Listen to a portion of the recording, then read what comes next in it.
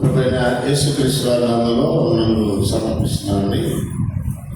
ఈ తరబేదు ప్రోగ్రాం ద్వారా మనము పాటలు కూడా ఒక క్రమంగా ఒకే స్కేల్ మీద పాడడానికి మనం ప్రయత్నం చేయాలి. ఒకే స్కేల్ మీద పాడటం అనేది హర్షింపదగినది, అందరికీ కూడా వినడానికి బాగుంటుంది. కాబట్టి పాటలు కూడా చక్కగా నేర్చుకునే ప్రయత్నం చేయాలి. ఈ ఫస్ట్ సెమిస్టర్లో 4 లెసన్స్ మనం చూసాము. ఒకటి వేదాంత శాస్త్రానికి వచ్చినటువంటి పాఠం, బిబ్లియాలజీ అంటే గ్రంథ శాస్త్రము లేదా వేదాంత శాస్త్రం అని అంటారు. రెండవది థియాలజీ ప్రాపర్ అనే ఒక లెసన్ ఉంటుంది. స్టడీ ఆఫ్ గాడ్, దేవుడికి వచ్చినటువంటి శాస్త్రం, దాని గురించి ఆలోచన చేస్తాం. మూడవది క్రిస్టాలజీ, స్టడీ ఆఫ్ క్రైస్ట్ అంటే క్రీస్తుని గురించిన శాస్త్రం అనే ఒక లెసన్ మనం చూస్తాం. లాస్ట్గా pneumatology, study of Holy Spirit, పరిశుద్ధాత్మకు వచ్చినటువంటి శాస్త్రం. ఈ 6 మాసాల్లో 6 4 24 వారాలు, బహుశా 24-25 వారాలు వస్తుంది. ఈ 24-25 వారాల్లో మనం ఈ 4 అంశాల మీద ప్రాథమికమైన సమాచారాన్ని నేర్చుకోవడానికి ప్రయత్నం చేస్తాం. శ్రద్ధగా నోట్స్ రాయండి. ఈ ఖాళీ సమయంలో బైబిల్ చదివేటప్పుడు ఈ నోట్స్ని ఆధారం చేసుకుని స్టడీ చేస్తే బైబిల్ని నేర్చుకోవడానికి మనకి మంచి అవకాశం.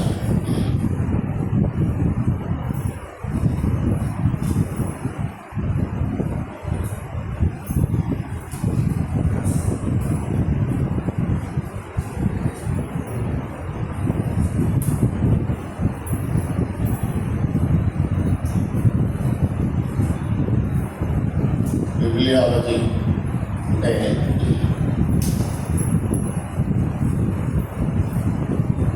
గ్రంథ శాస్త్రం లేదా వేదాంత శాస్త్రం.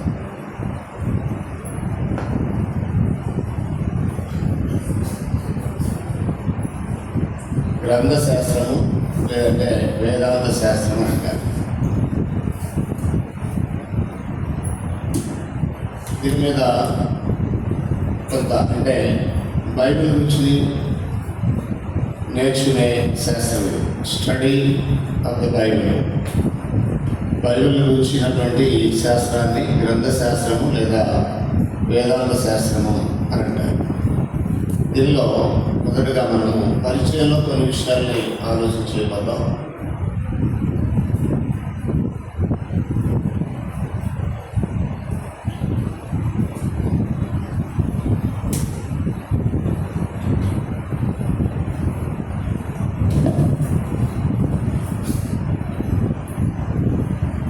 నేడు అత్యధికంగా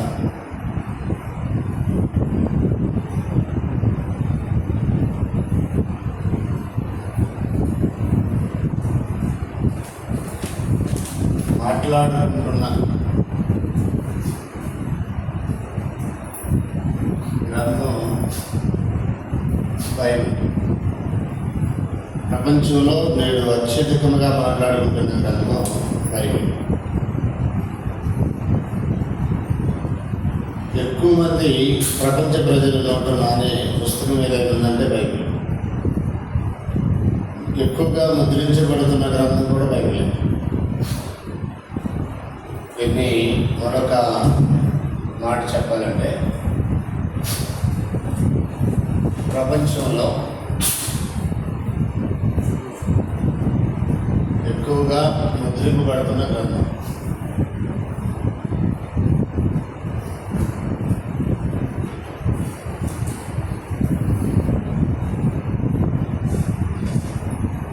బైబిల్ అంటే ప్రపంచంలో ఎక్కువగా ముద్రించబడుతున్నటువంటి గ్రంథం యొక్క చూడాలి.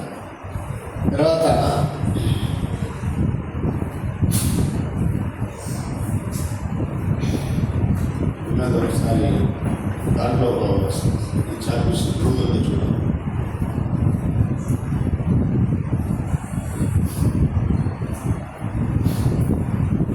మంచిగాను చెడుగాను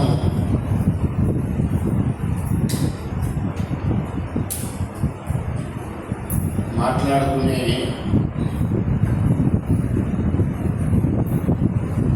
గ్రంథం, మంచిగాను చెడుగాను మాట్లాడుకునే గ్రంథం ఇది.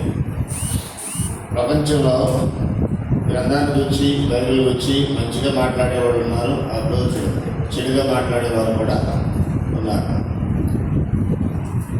ఈ గ్రంథాన్ని గురించి కొంతమంది వారి పిల్లలకి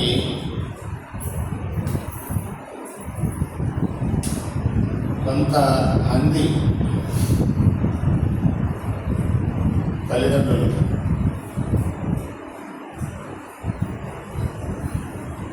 పిల్లల నోట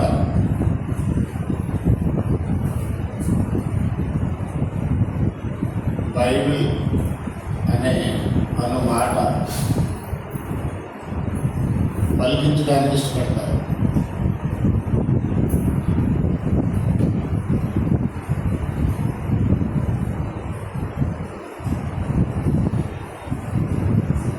తల్లిదండ్రులు అంటే చాలామందికి ఎంత ఇష్టం అంటే మొట్టమొదటి పిల్లలతో మాట్లాడించే మాట ఏదో చెప్తారు కదా, అమ్మను నాన్నను తాతను ఏదో ఒక మాట పలికించాలని చూస్తారు కదా. చాలామంది తల్లిదండ్రులు బైబిల్ అనే పదం పిల్లల చేత పలికించాలని తప్పపడతారు.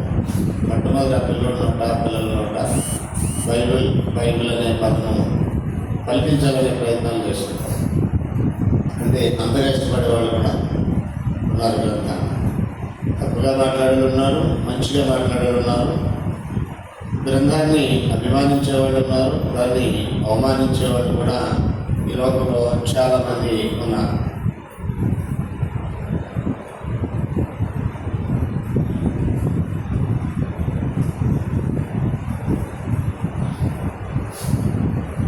బిబ్లాస్ అనే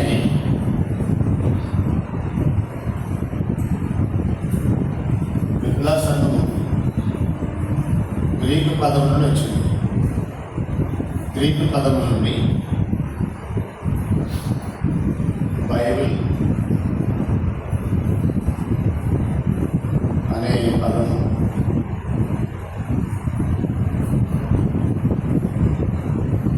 ఉనికిలోకి వచ్చింది.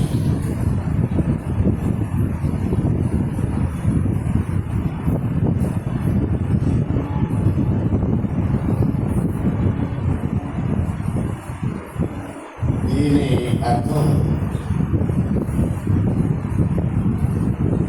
గ్రంథము లేక పుస్తకము అని అర్థం. గ్రంథము లేక పుస్తకము అన్నారు.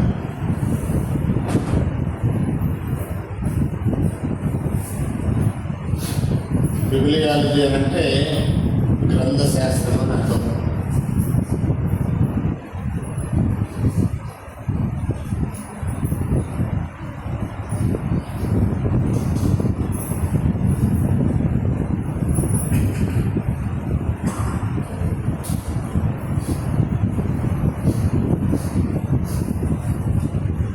గ్రంథ శాస్త్రం అని అర్థం.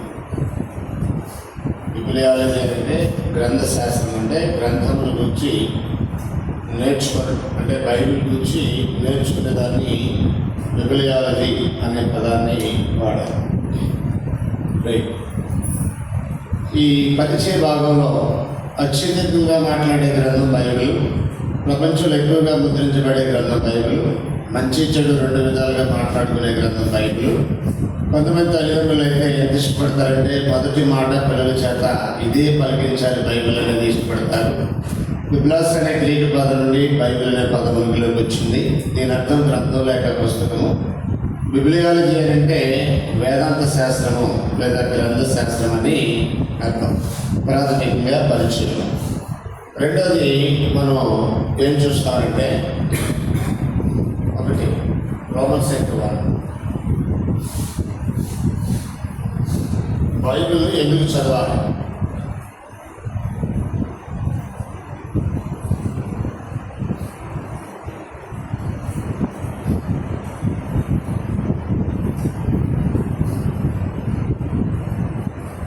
దీంట్లో మొదటి పాయింట్ మనం ఏం చూస్తుంటే బైబిల్ని ఎందుకు చదవాలి అనే విషయాన్ని ఆలోచించాలి.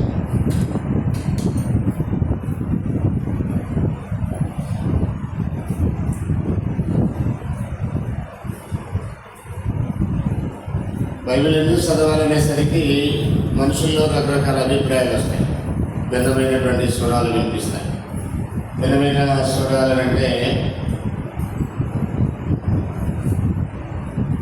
ఎందుకు చదవాలో కరెక్ట్గా తెలియకుండానే సరైన సమాధానాలు కాకుండా దాన్ని చదివితే ఏదో మొక్కుబడి కోసం అర్థం కాకపోయినా స్వయం తృప్తి కొరకు చదివేవాళ్ళు ఎక్కువ మంది ఉన్నారు. అంటే ఈరోజు నేను బైబిల్ చదివానని ఒక తృప్తి తాముగా పొందడానికి చదివే మనుషులు ఎక్కువగా ఉన్నారు. అర్థం చేసుకోవడానికి చదివే వాళ్ళు ఉన్నారు. తర్వాత దాన్ని తప్పుగా వ్యాఖ్యానించడానికి చదివేవాడు కూడా ఉన్నారు. ఈ మధ్య ఇతర మస్తస్సులు ఎందుకు చదువుతారంటే దాని మీద తప్పుడు వ్యాఖ్యానం చేయడానికి చదువుతుంటారు. హిందువులు కానీ ముస్లింలు కానీ బైబిల్ చదువుతారు. ఎందుకు చదువుతారు వాళ్ళు అంటే అందులో ఏమి తప్పులు ఉన్నాయో వాటిని పట్టుకొని బైబిల్ ఒక తప్పుల తడక అని ప్రజల మధ్యకి తీసుకెళ్ళాలి అని ఒక రాంగ్ ఒపీనియన్తో బైబిల్ చదివే మనుషులు కూడా చాలామంది ఉన్నారు. ఇస్లాంలో ఉన్నారు, హిందువుల్లో కూడా ఉన్నారు. తెలియక కొంతమంది దాన్ని అర్థం చేసుకోకపోయినా వారికి తోచింది చెప్పి దాన్ని సరైన రూపంలో అర్థం చేసుకోవడానికి కాకుండా అపార్థం చేసుకుని బోధించే వాళ్ళు కూడా ఉన్నారు. సరే, రకరకాల సమాధానాలు వస్తాయి మనకి బైబిల్ ఎందుకు చదవాలనే దానికి. మనమైతే కొన్ని ప్రాముఖ్యమైన విషయాల్ని ఆలోచన చేద్దాం. మొదటగా బైబిల్ ఎందుకు చదవాలనే దాంట్లో సృష్టికి ముందు ఏమి జరిగినదో మనకు అవసరమైన వాస్తవ సమాచారంను బైబిల్ మాత్రమే ఇస్తుంది. సృష్టికి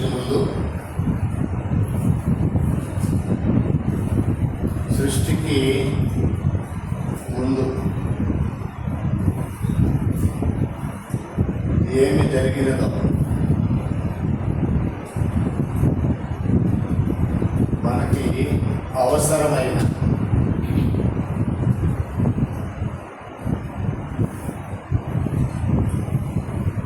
వాస్తవ సమాచారం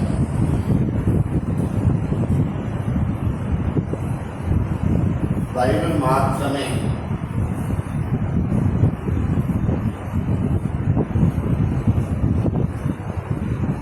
చెప్తుంది. అందుకు బైబిల్ చదవాలి. విశ్వం లేనప్పుడు ఏం జరిగింది, సృష్టికి ముందు అసలు జరిగిన సంభవాలు ఏంటి, ఈ విషయాలు మనకి అర్థం కావాలంటే ఎక్కడికి వెళ్ళాలంటే బైబిల్ వద్దకు రావాలి. ఒకసారి ఆదికాండం 1:26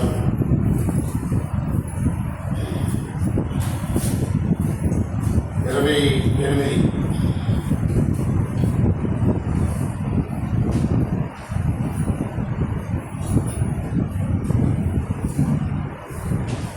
ఎఫెసీ 1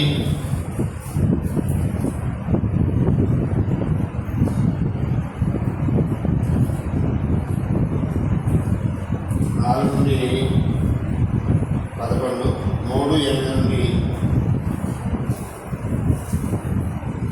11, రోమా 16:25-27, 16:25 నుండి 27 వచ్చినారు. యోబు గ్రంథం 38:1-7,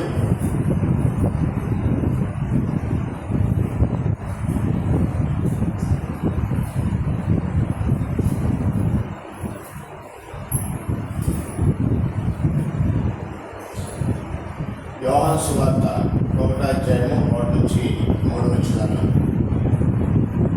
పేతురు రాసినటువంటి 1:18-20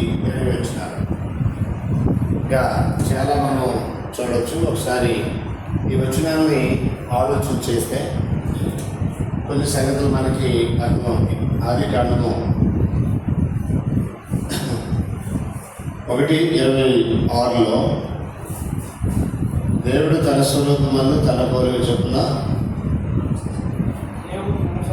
మన స్వరూపమందు మన పోలిక చొప్పున నరులను చేయదుము అని అన్నాడు. నరులను చేయకముందు దేవుడు ఉన్నాడని, దేవుడికి ఇంకెవరో ఉన్నారని మనకు అర్థమవుతుంది. మన స్వరూపమందు అన్నాడంటే దేవుడు ఉన్నాడు. అక్కడ దేవునితో పాటు ఇంకెవరో ఉన్నారు. సమ్ ఎగ్జాంపుల్ గ్రంథంలో 66 పుస్తకాలు స్టడీ చేసినప్పుడు ఇక్కడ యోహాను సువార్తలో 1వ అధ్యాయము 1-3 వచనాల్లో ఆది యందు వాక్యమును, వాక్యము దేవుని యందును, వాక్యము దేవుడైనను, ఆయన ఆది యందు దేవుని యందును, ఆయన యందు ఎవరు ఉన్నారనేది ఇక్కడ మనకొకటి కనపడుతుంది. తర్వాత మరొకటి ఆది కాండంలోనే 1వ అధ్యాయం 1 వచనాల్లో ఆది కాండంలోని 1వ అధ్యాయం 1 వచనాలు మనం చదివినప్పుడు ఆది యందు దేవుడు భూమి ఆకాశములు సృజించును అన్నాడు. భూమి ఆకాశాలు సృజించును అన్నాడంటే భూమి ఆకాశాలు అయినప్పుడు దేవుడు ఉన్నాడు. దేవుని ఆత్మ అగాధ జలములపై అల్లాడుచుండును అన్నాడు. అంటే దేవుని ఆత్మ ఉన్నాడు. పరిశుద్ధాత్మని దేవుని ఆత్మని బైబిల్ మాట్లాడుతుంది. పరిశుద్ధాత్మని దేవుని ఆత్మ, సత్యస్వరూపమైన ఆత్మ, పరిశుద్ధాత్మ, దేవుని ఆత్మ, ప్రభు యొక్క ఆత్మ, ఇలాగా పరిశుద్ధాత్మ గురించి పలు పర్యాయ పదాలని అందులో ఒకటి దేవుని ఆత్మ. ఎవరున్నారు అక్కడ, ఏం జరిగింది అని మనం ఆలోచన చేసినప్పుడు భూమి లేనప్పుడు దేవుడు ఉన్నాడు, భూమి ఆకాశాలు లేనప్పుడు దేవుడు ఉన్నాడు, విశ్వం లేనప్పుడు దేవుడు ఉన్నాడు, దేవుడు చేస్తున్నాడు, దేవునితో పరిశుద్ధాత్మ ఉన్నాడు. వారి గురించి మనం దేవుని గురించి, యేసు గురించి, పరిశుద్ధాత్మ గురించి నేర్చుకున్నప్పుడు మరింత వివరంగా చూస్తాం కనుక ఎప్పుడైతే దాన్ని వదిలేస్తున్నాను. ఎఫెసీ 1:4-11 చదివినప్పుడు జగత్తు పునాది వేయబడక మునిపే క్రీస్తునందు ఒక సంకల్పం ఆయన కలిగి ఉన్నాడనే విషయాన్ని కూడా మనకు అక్కడ తేటగా తెలుసు. తర్వాత 3వ అధ్యాయంలో జగత్తు పునాది వేయబడక మునిపే సంఘాన్ని గురించి దేవుడు ఆలోచించాడు. ముందుగా ఆయన సంఘాన్ని గురించి ఆలోచించినట్టుగా మనం చూస్తాం.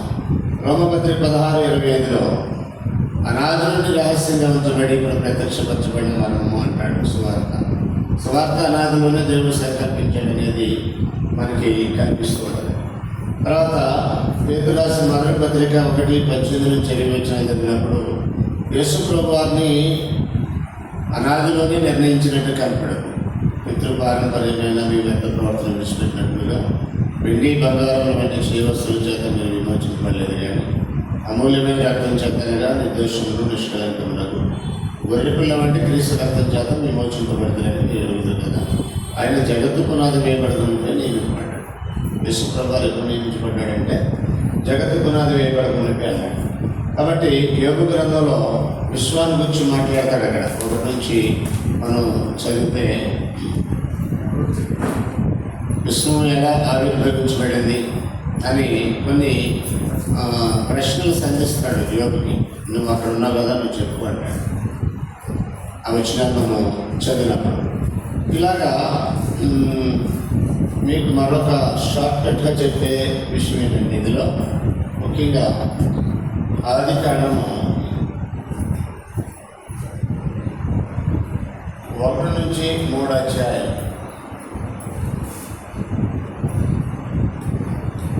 ఏం చెప్తుందంటే సింపుల్గా ఒక విషయాన్ని చెప్తుంది.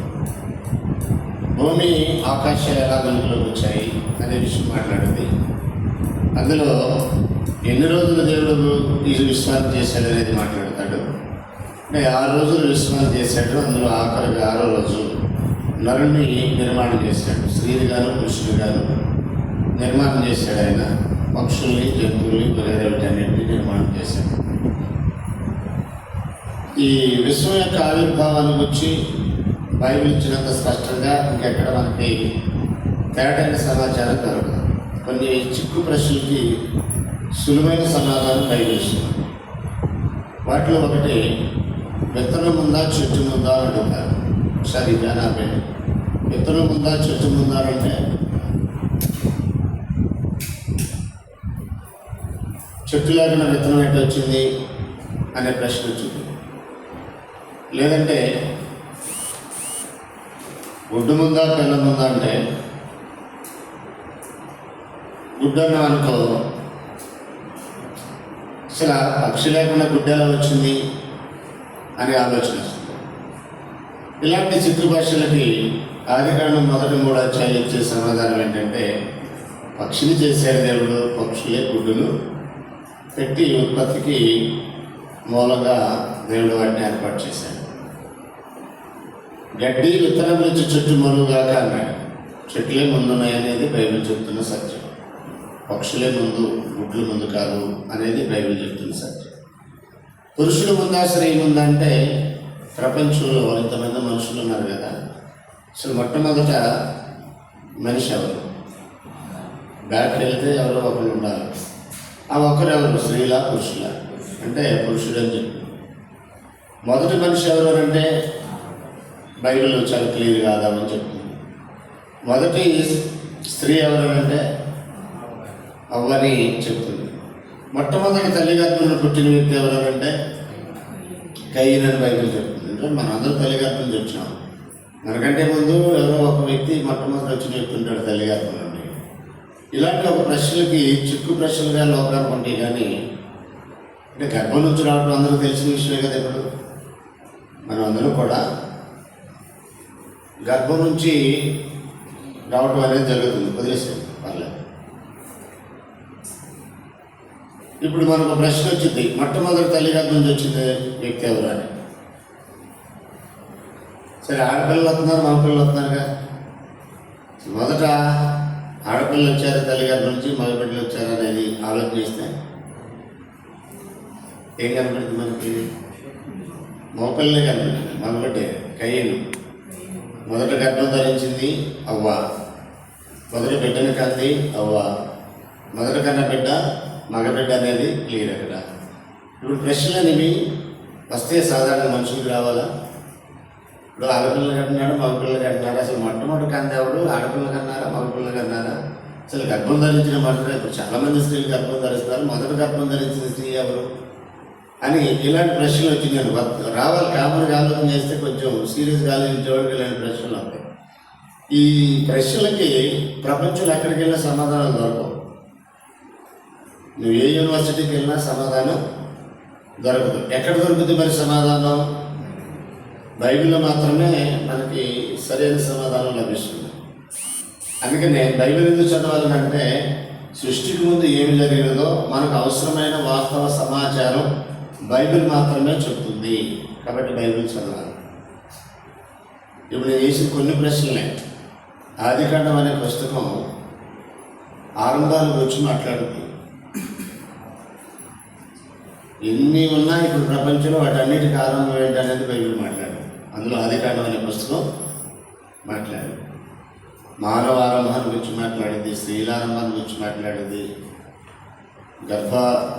దాలించిన బిడ్డలనే ఆరంభాల గురించి మాట్లాడింది, చెట్ల ఆరంభాల గురించి మాట్లాడింది, పక్షుల ఆరంభాల గురించి మాట్లాడింది.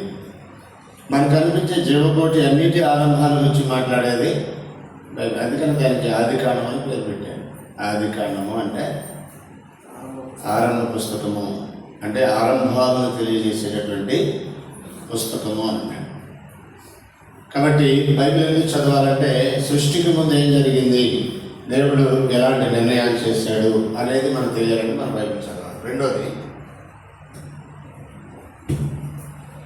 ఈ సృష్టికి సంబంధించిన మనకు అవసరమైన ప్రశ్నలకి బైబిల్ మాత్రమే సమాధానం ఇస్తుంది.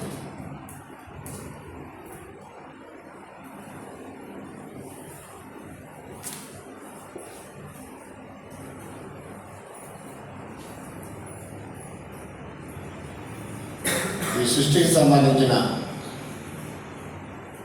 మనకు అవసరమైన సమాచారం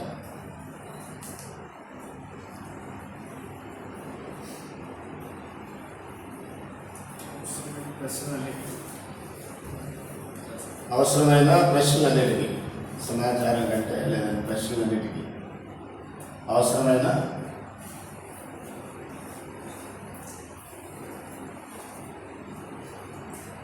ప్రశ్నలన్నింటికీ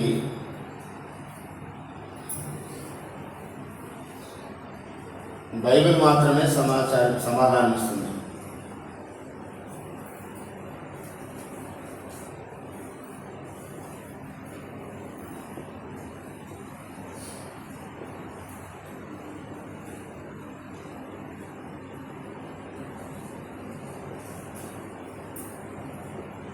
బైబిల్ మాత్రమే సమాధానం ఇస్తుంది అనే విషయాన్ని కొద్దిసేపు మనం ఆలోచన చేసినట్లయితే, ఆదికాండము 1:1-3,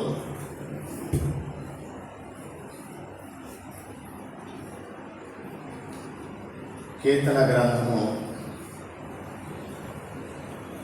19:1-3, 19వ కీర్తన 1-3 వచనాలు, యోబు గ్రంథము 38:1-కొన్ని వచనాలు.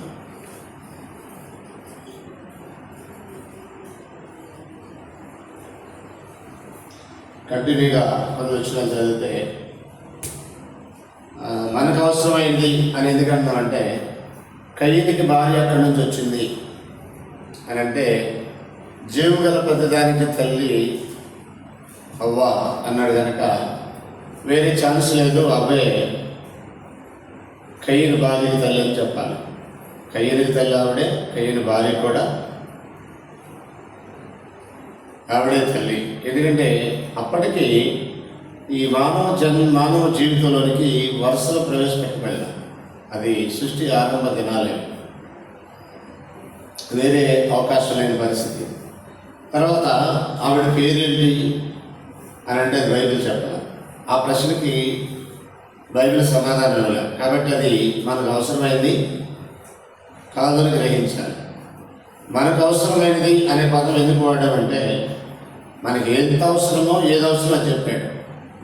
119వ కీర్తనలో ఈ మొదటి సృష్టి ఎలా వచ్చింది అనేది మాట్లాడతాడు. 119వ కీర్తనలో కూడా ఏం మాట్లాడతాడంటే, ఈ విశ్వం ఎలా ఆవిర్భించిందో మాట్లాడతాడు. ఆకాశములు దేవుని మహిమను వివరించున్నవి, అంతరిక్షములు ఆయన చేతి పనులు ప్రచురపరుచున్నవి, పగటికి పగలు బోధిస్తుంది, రాత్రికి రాత్రులు జ్ఞానం కలగజేస్తుంది అని అన్నాడు. యోబు గ్రంథంలో కూడా విశ్వం యొక్క ఆవిర్భావం ఎలా జరిగిందో మాట్లాడతాడు. తర్వాత నరుల పుట్టుక దగ్గర నుండి వాస్తవ సమాచారం బైబిల్ మాత్రమే ఇస్తుంది.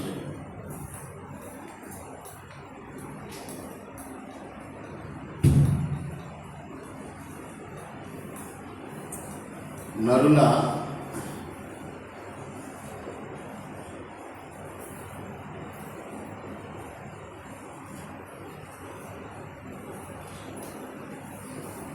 దగ్గర నుండి వాస్తవ సమాచారం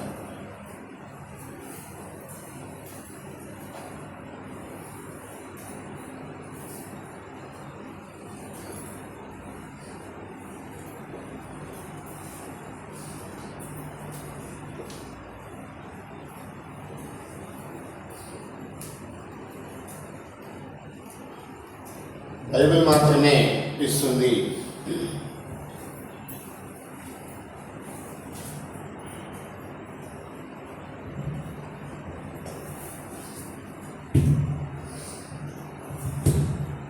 ఆదికాండము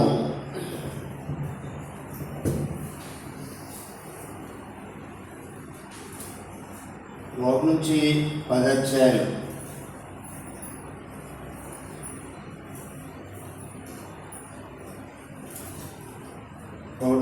అధ్యాయాలు. జలప్రళయానికి ముందు ఏం జరిగింది, జలప్రళయం తర్వాత జనం ఎలా విస్తరించారనే విషయాలు మాట్లాడతాడు. 6 దినాలు దేవుడు సృష్టిని చేశాడు, 6వ రోజు మనిషిని చేశాడు, వారి సాటిన సహాయాన్ని అమలు చేశాడు, వారి దాంపత్యం ఫలించి కయ్యను హేబెలు పుట్టారు. తర్వాత కుమారులు కుమార్తెలు జన్మించారు. కయ్యను సంతతి దేవునికి వ్యతిరేకంగాను, హేబెలుకు ప్రతిగా దేవుడు షేతులు ఇస్తాడు ఆదాము అవ్వలకి. షేతీలు దేవునికి అనుకూలంగా భక్తులుగా పెరుగుతారు. 4వ అధ్యాయంలో కయ్యను సంతతి ఎలా విస్తరించారో మాట్లాడాడు. 5వ అధ్యాయంలో షేతీలు ఎలా విస్తరించారో మాట్లాడాడు. 6వ అధ్యాయం ఆదికాండంలో వారు వీరు కలిసి వివాహాలు చేసుకున్న ద్వారా లోకం ఎలా చెడిపోయిందో మాట్లాడతాడు. దానివల్ల దేవునికి కోపం రావడం, జలప్రళయం రప్పించి భూమి మీద ఉన్న సమస్త శరీరాన్ని నిర్మూలన చేయాలనే ఆలోచన దేవుడు చేయటం, ఇలాంటివన్నీ మాట్లాడతాడు. తర్వాత 8 మందిని కాపాడటం, ఆ 8 మంది మరలా తిరిగి షేము, హాము, యఫెతు ఎలా విస్తరించారో ఈ 10 అధ్యాయాలు మనకు కనపడుతుంది. సుమారు జలప్రళయానికి ముందు 1650 సంవత్సరాల చరిత్ర. జలప్రళయం తర్వాత ఈ షేము, హాము, యఫెత్ అనే నోవహు యొక్క కుమారులు ఎలా విస్తరించారు ఇత్యాది విషయాలన్నీ ఈ 10 అధ్యాయాల్లోనే మనకి ఈ సమాచారం అంతా కనపడుతుంది. ఆదాము నుంచి నోవహు వరకు ఏం జరిగింది, నోవహు కాలంలో జలప్రళయం తర్వాత ఆ ముగ్గురు నోవహు కుమారుల ద్వారా విశ్వంలో మనుషులు ఎలా మరలా తిరిగి విస్తరించారు. ఇలాంటి విషయాలకి బైబిల్ ఎదుకే రావాలి. ఏ వ్యక్తి అయినా బైబిల్ ఎదుకు ఒకవేళ రానట్లయితే దేనికి వెళ్ళిపోతారంటే big bang theory, evolution theory అని ఉంటుంది. బిగ్ బ్యాంగ్ థియరీ అంటే ఎవల్యూషన్ థియరీ అని అంటే బిగ్ బ్యాంగ్ అంటే ఒక లావా పేలి జీవకణాలు ఏర్పడి అవి బహుకణాలుగా వ్యాపించి జీవకోటి ఉనికిలోకి వచ్చింది. అందులో కోతి ఒకటి. కోతి నుండి పరిణామం చెందేదాన్ని ఎవల్యూషన్ థియరీ అంటారు, పరిణామ సిద్ధాంతం. ఈ బిగ్ బ్యాంగ్ ఎవల్యూషన్ థియరీకి బేస్లెస్ ఆర్గ్యుమెంట్ ఇది. అంటే దాన్ని ఎక్కడ ప్రూవ్ చేయవల్ల ఒక లావా పేలి జీవకోటి రావటం అనేది. కానీ విశ్వంలోనికి ఈ జీవకోటి ఎలా ఉనికిలోకి వచ్చింది అనేది బైబిల్ ఖచ్చితంగా చెబుతుంది. కానీ సైన్స్ చెప్పేది ఏంటంటే ఒక భయంకరమైన లావా పేలి దాని నుంచి జీవకణాలు వచ్చి బహుకణాలుగా వ్యాపించి జీవకోటి ఉనికిలోకి వచ్చి అందులో కోతి నుంచి పరిణామం చెందుతూ మనిషి ఉనికిలోకి వచ్చాడనేది సైన్స్ చెబుతున్నటువంటి ఒక అబద్ధం. It is not a science, it is just so called science. అంటే అది కేవలం విజ్ఞాన శాస్త్రం అని పిలువబడుతుంది, కానీ వాస్తవంగా అది విజ్ఞాన శాస్త్రం కాదు. ఎందుకంటే that is not a prove. అది ఎప్పటికీ ప్రూవ్ చేయబడదు. కోతి నుంచి మనిషి రాడు. కోతులే పుడుతున్నాయి, మనుషులే పుడుతున్నారు. ఈ సృష్టిలో ఇది ఎప్పటి నుంచో మన కళ్ళ ముందు జరుగుతున్నటువంటి ఒక వాస్తవ సంగతి. దీన్ని కాదని ఆరంభంలో మనిషి కోతే మనిషి రూపంలోకి పరిణామం చెందాడు అనే ఒక అబద్ధం పిల్లలకి పాఠ్యపుస్తకాలు బోధించడం జరుగుతుంది. నరుల పుట్టుక దగ్గర నుండి వాస్తవ సమాచారం బైబిల్ మాత్రమే ఇస్తుందనే విషయాన్ని మనం గ్రహించాలి. తర్వాత 4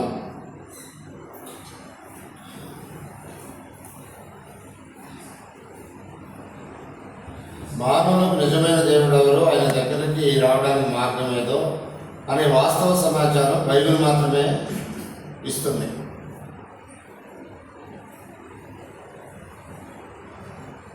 మానవులకు దేవుడు ఎవరో, ఆయన యొద్దకు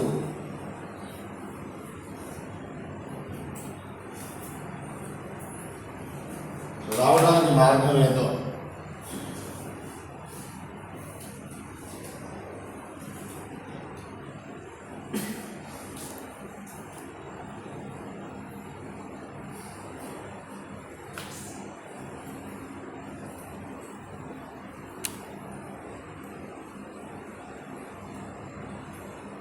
అను సమాచారం బైబిల్ మాత్రమే ఇవ్వగలదు.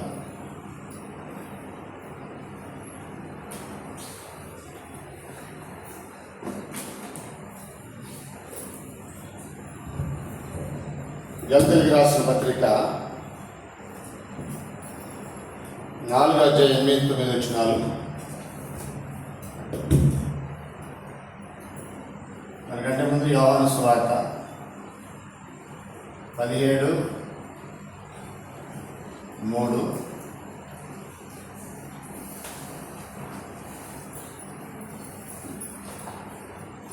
గలతీయులకు రాసిన పత్రిక 4:8-9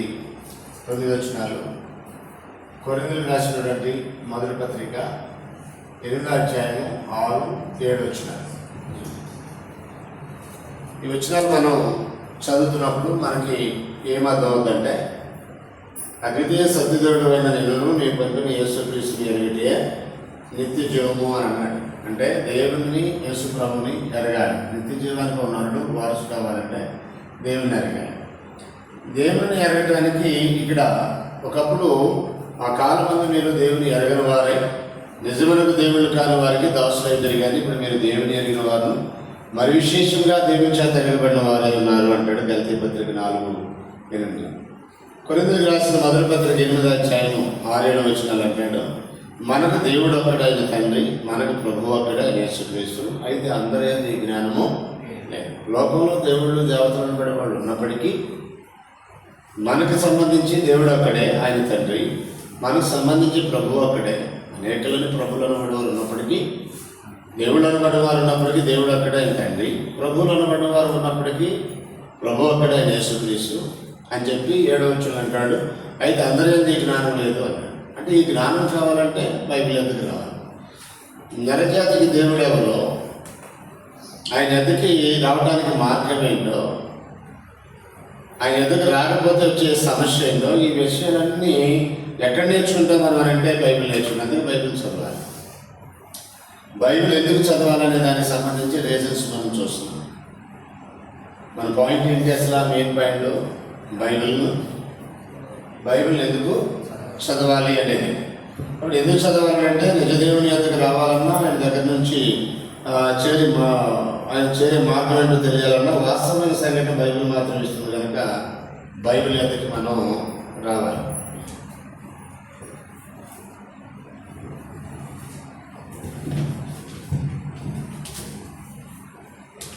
మరొక విషయాన్ని మనం 5వదిగా ఆలోచన చేసినట్లయితే, నరుల యొక్క పాపములు పోవడానికి మార్గం ఏంటో బైబిల్ మాత్రమే తెలుపుతుంది.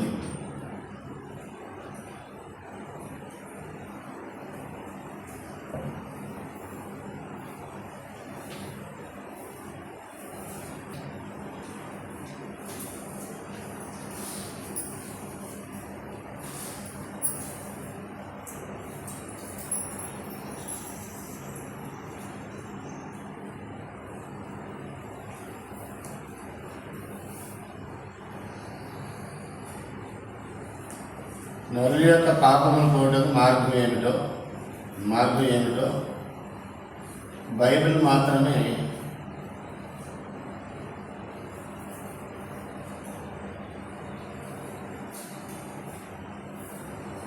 తెలుపుతుంది.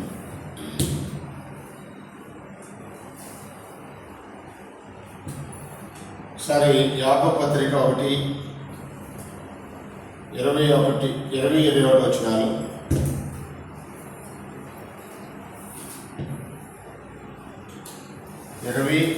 21 వచనాలు. అపోస్తలుల కార్యాలు 13:38. యోహాను మొదటి పత్రిక 1:3-9. 1:3-9 ఈ వచనాలు మనం చదివినప్పుడు, లోపల నాటబడి మీ ఆత్మను రక్షించుటకు శక్తి గల వాక్యమును సాత్వికంతో అంగీకరించుడి అని. యేసు ప్రభు ద్వారానే నరజాతికి విమోచన అనేది యోహాను రాసిన మొదటి పత్రిక 1వ అధ్యాయము 3-9 చదివితే, మన పాపములు మనం ఒప్పుకునేలా ఆయన నమ్మదగిన వాడు, నీతిమంతుడు కనుక ఆయన కుమారుని యొక్క రక్తము ద్వారా మన పాపములను మనను విడిపిస్తాడు అనే విషయం మాట్లాడాడు. దానికి వేసే ఏకైక మార్గం అని చెప్తాడు. నరులు పాపం చేశారు అని, నరులందరూ పాపం చేశారని బైబిల్ స్థాపిస్తుంది. రోమపత్రిక 3వ అధ్యాయము 11వ వచనం, 23వ వచనం, 5వ అధ్యాయము 12వ వచనం. ఈ వచనాలు మనకి ఇంకా మరికొన్ని వచనాలు ఏం చెప్తున్నాయంటే, నీతిమంతుడు లేడు, ఒక్కడు లేడు అని రోమా 3:11 అంటుంది. ఏ భేదం లేదు, అందరూ పాపం చేసి దేవుడు అనిపించి మహిమను పొందలేకపోతున్నారని 23వ వచనం ఉంటుంది. 5వ అధ్యాయం 12వ వచనం ఏంటంటే, ఇట్లుండగా ఒక మనుషుల ద్వారా పాపం ద్వారా మరణము లోపలికి ఎలా ప్రవేశించను, అలాగే మనుషులందరూ పాపం చేసినందున మరణం అందరికీ సంప్రాప్తమైనను అని అన్నాడు. కాబట్టి ఈ పాపం చేసిన నరులందరూ పాపం నుండి విడిపించబడటానికి దేవుని యొక్క ఏకైక ఏర్పాటు యేసు ప్రభువారు. హెబ్రీయులకు రాసిన పత్రిక 9వ అధ్యాయము 15వ వచనం కూడా మీరు అక్కడ రాసుకున్నట్లయితే, నరుల యొక్క పాపములు పోవడానికి సరైన మార్గం ఏంటో తెలియజేసేది బైబిల్ కనుక బైబిల్ ఎందుకు చదవాలి? పాపము నుండి నరజాతి విడిపింపబడటానికి, వారి పాపములను పోగొట్టుకోవడానికి, వారి పాపం నుంచి విడిపింపబడటానికి బైబిల్ చదవాలి. తర్వాత నరుడు మరణించిన తర్వాత ఏమి జరుగుతుందో అనే వాస్తవ సమాచారం బైబిల్ మాత్రమే తెలుపుతుంది. అవును, నరుడు మరణించిన తర్వాత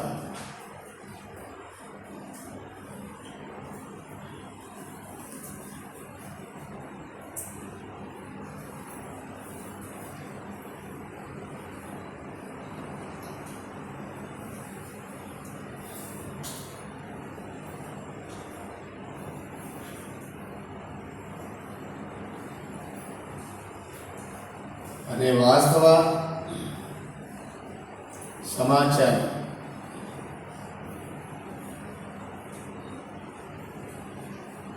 బైబిల్ మాత్రమే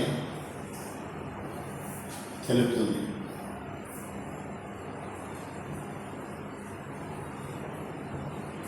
నరులు మరణించిన తర్వాత చాలామందికి సత్య సత్యడో బిడ్డడో ఎవరు చూసి వచ్చారులే,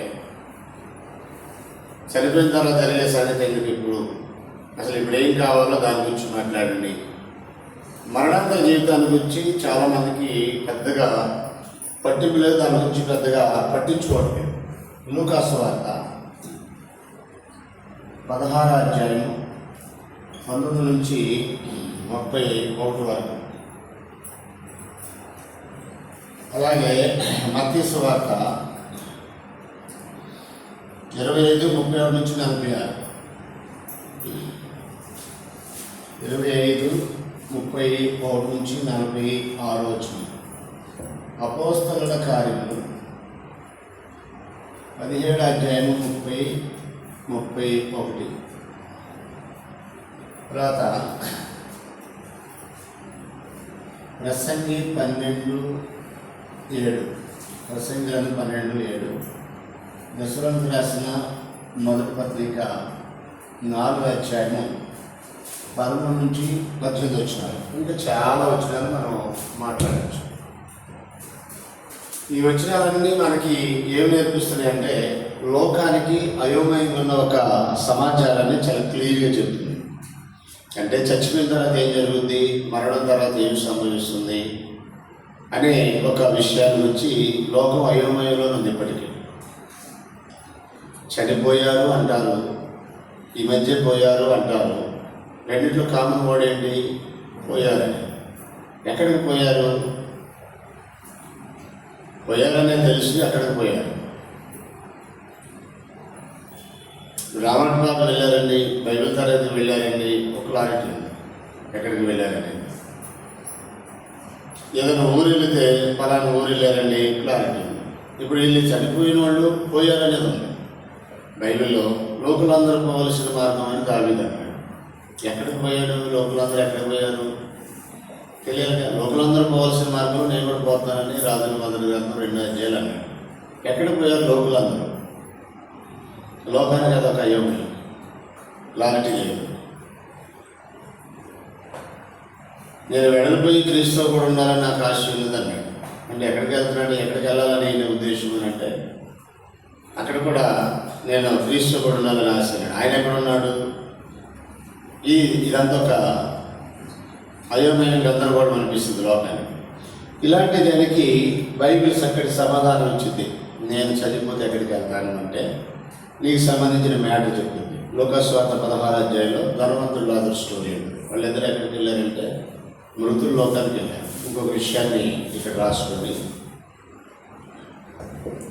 ఆది కాండం ఒకసారి ఎవరైనా బైబిల్ చదవండి, నేను చదవమ్మా. ఆది కాండము 42:38 మృతుల లోకం అనే మాట ఉంటుంది అక్కడ. 42:38 అనుకుంటా, చూడండి ఒకసారి. అయితే అతడు మా కుమారుని మీతో వెళ్ళలేను, ఇతని అన్న చనిపోయాను అంటే పోయాడా? అక్కడ కూడా పోయి చనిపోయానంటే అర్థం ఏంటి? పోయాడు అని ఉంది. ఇతను మాత్రం మిగిలి ఉన్నాడు అంటే యోసేపు కండిషన్ పెడతాడు, బెన్యామీను పంపించండి అని. యోసేపు చనిపోయాడని యాకోబు అనుకుంటున్నాడు. కానీ యోసేపు బ్రతికి ఉంటాడన్న సంగతి యాకోబు తెలియదు. యోసేపు ఈ బెన్యామీను రమ్మంటున్నాడు అన్న సంగతి తెలియక అతను అన్న చనిపోయాడు, ఇతను మాత్రం మిగిలాడు. కాబట్టి ఇతను కూడా పంపితే ఏం జరుగుతుందో చెప్తున్నాడు. అక్కడ చూడండి, మీరు ఏ మార్గంలో ఇతను ఒకవేళ హాని సంభవిస్తే అతను కూడా చనిపోయాడు అనుకోండి. నడిచిన వెంట్రుకలు గల నన్ను మృతుల లోకములోనికి దుఃఖంతో పోవునట్లు అన్నాడు. అక్కడ కూడా అన్నపోయాడు, నేను కూడా మృతుల లోకంలో దుఃఖంతో దిగిపోనట్లు అన్నాడు. లోకులందరూ ఎక్కడికి పోయారు? మృతుల లోకానికి వెళ్ళారు. ధనవంతులు అందరూ ఎక్కడికి వెళ్ళారు? మృతుల లోకానికే వెళ్ళారు. మత్తయి సువార్త 27:37-46 వచ్చిన చూసినట్లయితే అక్కడ కూడా ఈ సమాచారం మనకి తెలియజేస్తాడు. తర్వాత ఎక్కడికి వెళ్ళబోతున్నాం మనం, యేసు వచ్చిన తర్వాత ఎక్కడికి వెళ్ళబోతాం మాట్లాడతాం. ఆయన వచ్చిన తర్వాత కొందరు నిత్య జీవానికి, కొందరు నిత్య నరకానికి అన్నాడు. అంటే what we have go to after death, మనం ఎక్కడికి వెళ్ళబోతున్నాం అనేది వెళ్ళే ముందు వెళ్తే క్లారిటీ ఉంటుంది. ఇప్పుడు ఏదన్నా ఊరు వెళ్తున్నాం, బస్ స్టాండ్కి వెళ్తే ఇప్పుడు ఏ ఊరు వెళ్తున్నాం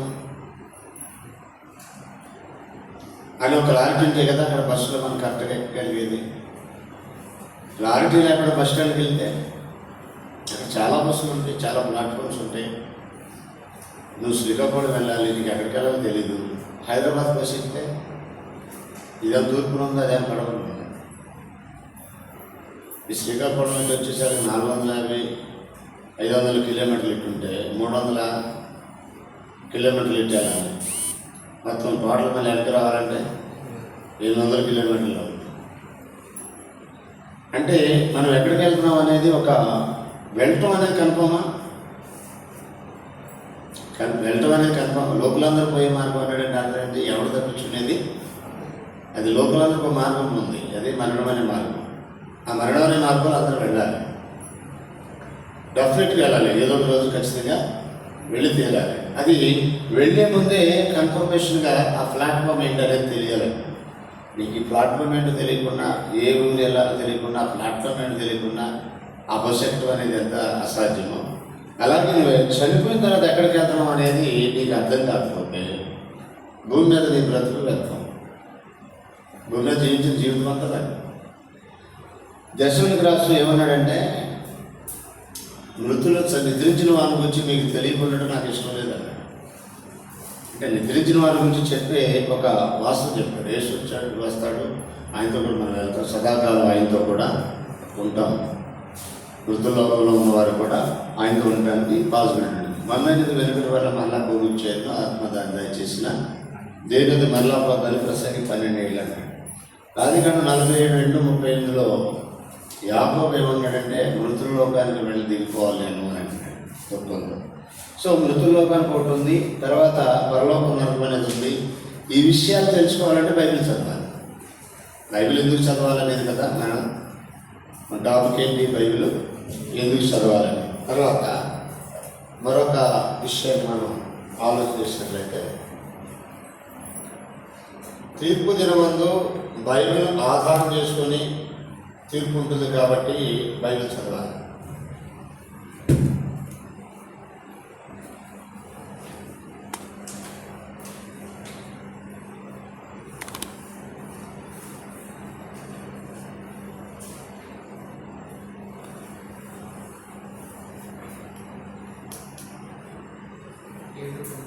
తీర్పు దినమందు 7 కదా, 7 తీర్పు దినమందు బైబిల్ ఆధారం చేసుకొని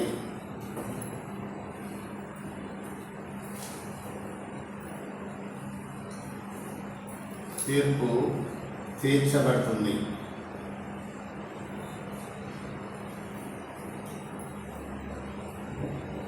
అందుకు బైబిల్ చదవాలి. ఒకసారి యోహాను సువార్త 12:48 ఇక్కడ యోహాను సువార్త 12:48 ద్వితీయోపదేశ కాండము 6:25 రోమపత్రిక 3:21. ఒకసారి ఈ వచనాలు మనం చూసినట్లయితే అందులో మనం నేర్చుకునే పాఠం ఏంటంటే ఈయన మాటలే అంత్యదినమందు తీర్పులోకి వస్తాయని ప్రభు అన్నాడు. అంటే యేసు ప్రభువు యొక్క మాటల్ని ఆధారం చేసుకుని తీర్పు జరుగుతుంది. మరి యేసు ప్రభు కంటే ముందున్న వారి పరిస్థితి ఏంటనే ఒక డౌట్ వస్తుంది. అప్పుడు దేవుని నీతిని వ్యక్తం చేసేది ద్వితీయోపదేశకాండం 6:25 ప్రకారం దేవుని మాటలు, నీతిని దుర్నీతిని వేరు చేసేది దేవుని వాక్యంలో ధర్మశాస్త్రం.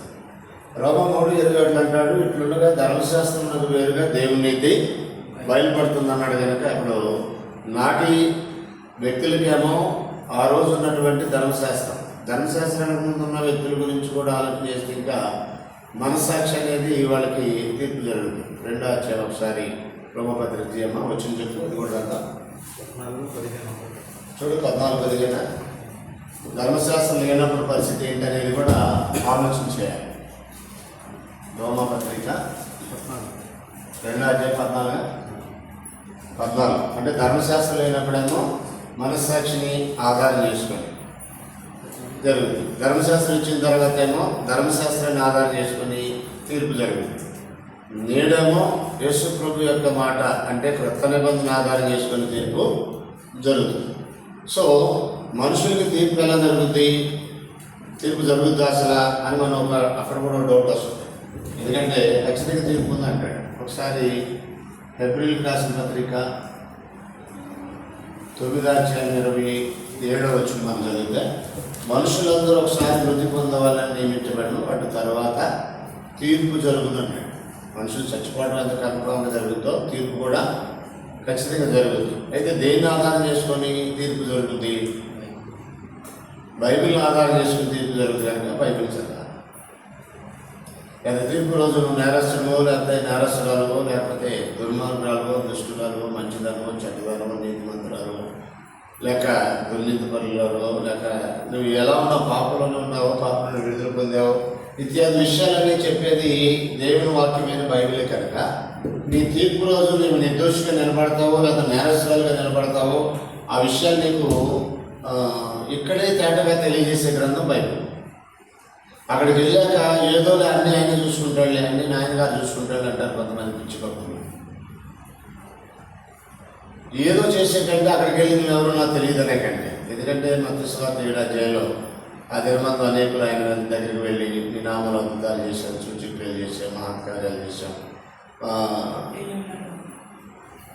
దయ్యాలు నిలబెట్టామనంటే మీరెవరో నాకు తెలియదు ఆక్రమించే వాళ్ళు నా ఇద్దరిని కొండేనంటే స్టాండింగ్ నా ఇద్దరిని ఆక్రమించే వాళ్ళ నా ఇద్దరిని తొలగిపోండి అంటాడు. అంటే ఆ రోజు ఆయన దగ్గరికి వచ్చి ఇక్కడ నీవెవరో నాకు తెలియదు అనుకుని ఆ రోజు చెప్పించుకునే కంటే అసలు ఆ రోజు ఎదుర్కోబోయే సమాచారం ఏంటో అది దేన్ని ఆధారం చేసుకొని చేస్తాడు ఇప్పుడే చెప్పాడు కనుక గ్రంథంలో దేన్ని చదివితే అప్పుడు మనకి తీర్పు రోజు ఎలాగో నిర్దోషిగా దేవుని ఎదురు నిలబడాలో అర్థమవుతుంది. అఫ్కోర్స్ మనం నిర్దోషిగా నిలబడాలన్నా దోషిగా నిలబడాలన్నా అది మన చేతిలోనే ఉంది. మన ఇష్టాన్ని వదిలేశాడు దేవుడు. నీవు దేవుని ఎదురు ఒక రోజు నిలబడాలి. ప్రతివాడు క్రీస్తు న్యాయపీఠం ఎదుట నిలబడాలని కొరింథీయులకు రాసిన 2వ పత్రిక 5:10 అన్నాడు. కాబట్టి ఆ తీర్పు రోజు ఆయన ఎదుట నిలబడినప్పుడు దోషివా నిర్దోషివా అనే ఒక ఆలోచన అప్పుడు మనం ఎదుర్కొనే కంటే ఇప్పుడే దాని వచ్చినటువంటి ఒక ఆలోచన చేయటం మంచిది. అప్పుడు అందుకనే బైబిల్ని చదవాలి అనే విషయాన్ని ఆలోచన చేస్తాం. తర్వాత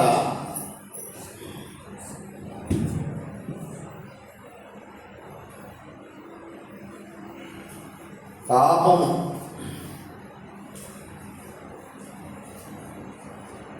చేయకుండాకు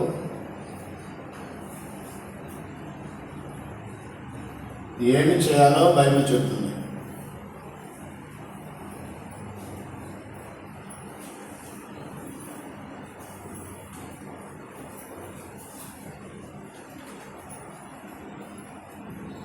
ఒక మనిషి పాపమే కదా ఇదంతా సమస్య. అసలు ఆ పాపం చేయకుండా ఉండడానికి ఏం చేయాలనేది బైబిల్ చెప్తుంది. ఒకసారి 119వ కీర్తన 11వ వచనం చూడండి.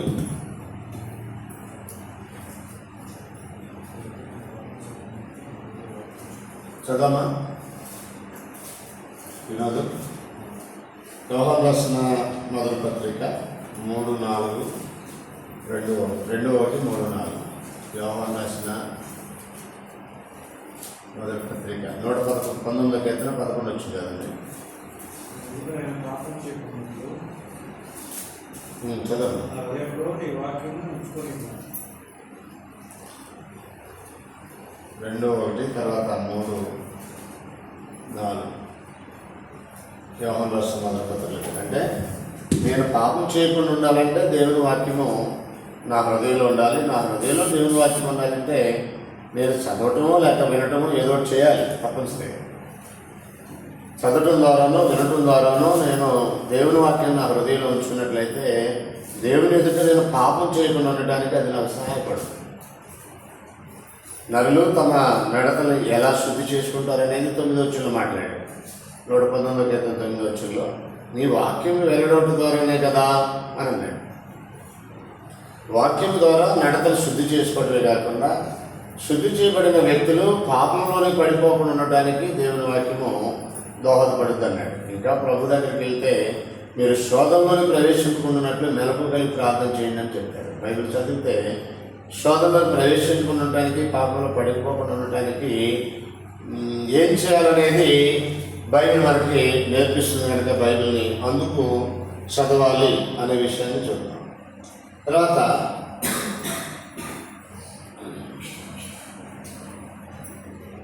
రక్షణ పొందుటకు అవసరమైన సమాచారం బైబిల్ మనకు ఇస్తుంది.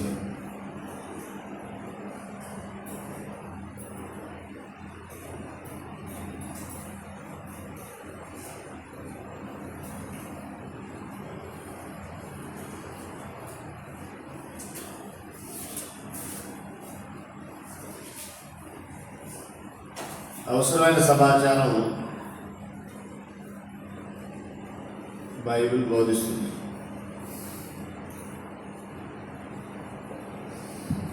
ఒకసారి అపోస్తలుల కార్యము 11:14 చూడండి. అపోస్తలుల కార్యములు 11వ అధ్యాయము 14 వచనం. అపోస్తలుడు పౌలు అంటాడు, నీవును నీ ఇంటి వారందరూ ఏ మాట వల్ల రక్షణ పొందుదురో ఆ మాటలు అతను మీతో చెప్పునని తన ఇంటి నిలిచి తనతో చెప్పిన ఒక దేవదూతను చూసిన సంగతి మీకు తెలిపింది. అంటే కొన్నేళ్ళు అతని ఇంటి వారు ఏ మాటల వల్ల రక్షణ పొందుదురో ఆ మాటలు అతను వచ్చి చెప్తాడనే మాటని తెలియజేస్తున్నాడు. రోమపత్రిక 10వ అధ్యాయం అవుతుంది.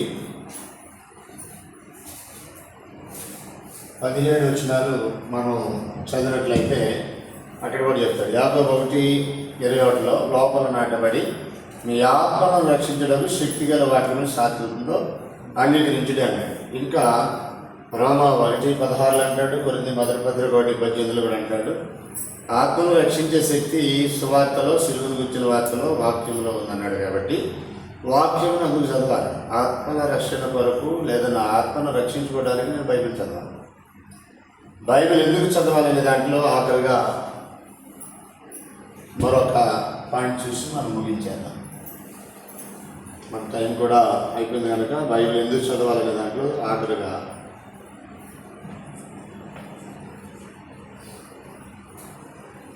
సత్యవాక్యమును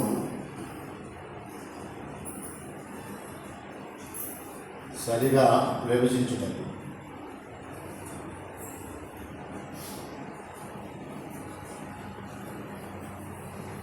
బైబిల్ ఎందుకు చదవాలి అంటే సత్యవాక్యములు సరిగా విభజించుటకు అన్నాడు. తిమోతికి రాసిన 2వ పత్రిక 2వ అధ్యాయము 15వ వచనం. కొరింథీయులకు రాసిన 2వ పత్రిక 2వ అధ్యాయము 17వ వచనం. హెబ్రీయులకు రాసిన పత్రిక 1వ అధ్యాయం 1-2 వచనాలు.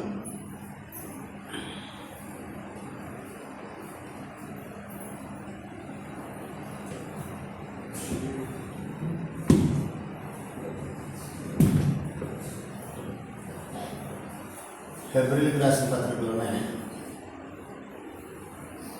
8వ అధ్యాయము 13వ వచనం.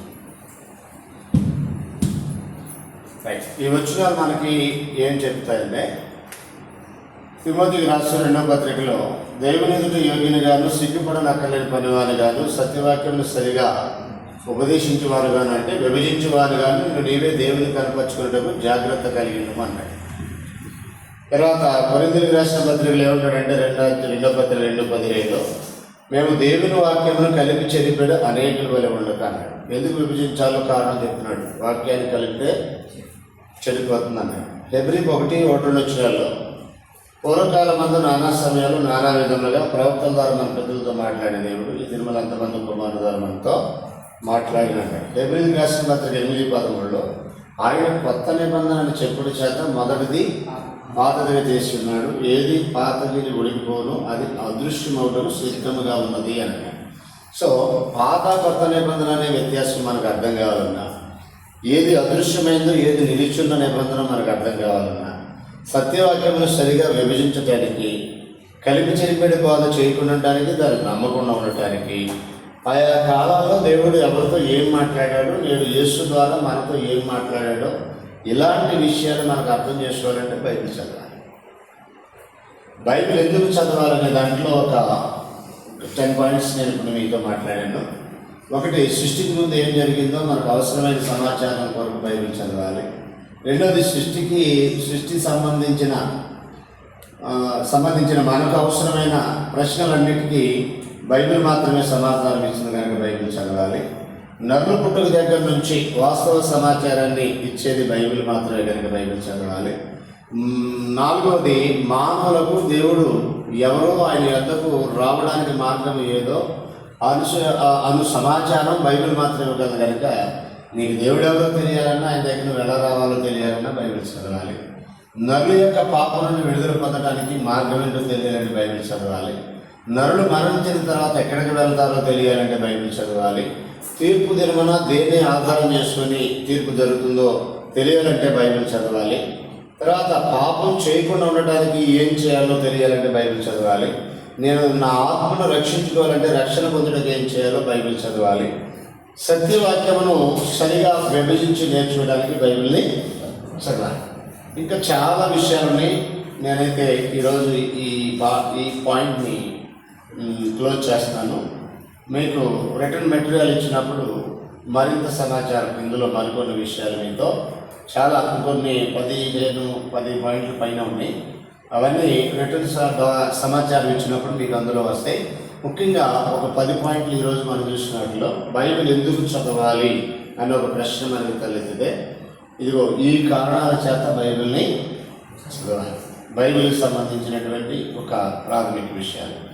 ఇప్పుడు ఇలాగ మనం బైబిల్ నేర్చుకోవటం వల్ల దాని మీద మనకి విశ్వాసం పెరుగుతుంది, ఆ మాటల మీద మనకి గౌరవం పెరుగుతుంది, ఆ మాటల పట్ల మనకి భక్తి ఏర్పడుతుంది.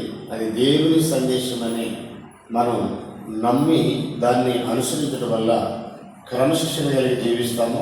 అట్ ద సేమ్ టైం ఇతరులు కూడా ఈ క్రమశిక్షణతో కూడిన సమాచారాన్ని నేర్పించే అవకాశం ఉంటుంది. మనకే సరిగ్గా అర్థం కాలేదనుకో మనం ఇతరులకి నేర్పించినాం. కాబట్టి మనం శ్రద్ధగా ఈ విషయాలు నేర్చుకోవడానికి ప్రయత్నించాము. నెక్స్ట్ వీక్లో ఇదే పాఠం కంటిన్యూషన్లో బైబిల్ని గురించినటువంటి పాఠంలోనే సెకండ్ పాయింట్ రోమన్స్ అండ్ 2 పాయింట్ని మనం ఆలోచన చేస్తాం. దీని మీద ఇంకొన్నాయి కానీ అవన్నీ నేను ఇప్పుడు మీతో ఈ బోర్డు మీద రాయను. కాకపోతే మీకు ఇచ్చే రిటర్న్ మెటీరియల్లో ఆ విషయాలు కూడా ఉంటాయి. అప్పుడు మీరు వాటిని మరింత ఎక్కువగా ఎందుకు చదవాలనే దానికి అదనపు సమాచారంగా ఇంకొంత ఇవ్వటం జరుగుతుంది. శ్రద్ధ కలిగిన మీ అందరూ కూడా వందనములు సమర్పిస్తూ ముగిస్తున్నాను. మీ అందరూ